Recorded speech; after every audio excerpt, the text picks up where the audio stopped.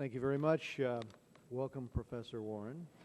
It's good to see you. I would just like to make a couple of observations here, and one is that a number of people in the regulatory community and a number of economists have raised concerns about some of the unintended consequences of the titles in Dodd-Frank, Title 1 through 9.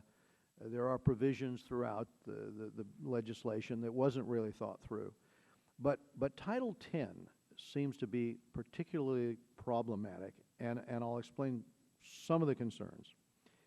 Beginning July 21st, the Federal Reserve has to transfer to the Bureau whatever funds the Bureau's director has requested, despite the fact that neither the Fed nor Congress will have any say into the Bureau's budget. Now, that's unique, and that's one concern that's been raised. The second is, well, as a byproduct of that, when you think it through, it really raises two problems.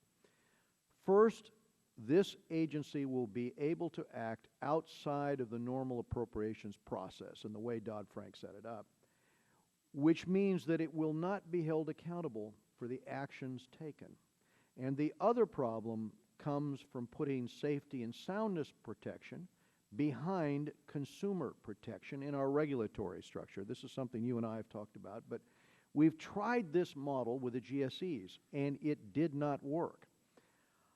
Both the acting and former heads of FHFA have said that that competing regulatory structure, OFEO versus HUD, contributed to the failure of Fannie and Freddie. And here, instead of abolishing that model, we have, with Dodd-Frank, replicated that regulatory model throughout the financial system. And that gives cause for all of us, I think, to ponder whether this was done correctly. And the final concern I have with Title 10 is the assault on preemption. Regardless of our political affiliation, I think we should all be able to agree that one uniform standard is much simpler, much more effective. We already have 97% of the lawsuits in the world today that occur here, encouraging more litigation and more uncertainty in this. I just think Dodd-Frank takes a major step back.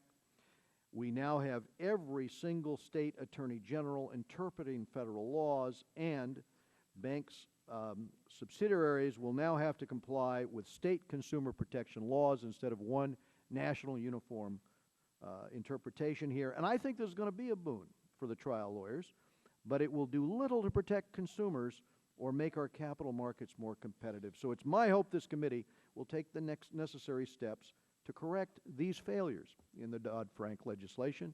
And we now go to Mr. Scott of Georgia for his 5 minutes.